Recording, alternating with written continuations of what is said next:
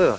Тэгэл тэр хоёр айгүй үүзээгүй найз. Тэгээд нэг найз нь болохоор зэрэг их жорон тэмхтэй ганцхан нөхөртөөгөө л одоо их нөхөртөө үнж яадаг. А нөгөө найз нь болохоор зэрэг олон найз залуутай байхгүй юу. Тэгэл ингээд яваал гэдэг гэсэн чи тэгээд нэг тэр хоёр бас насны бүгсэнд ингээд хоёлаа бурхан болж л тээ. Тэгээд бурхан болсон чинь тэр нөгөө үнэн тэмхтэй нь болохоор зэрэг тамд очичдаг байхгүй юу.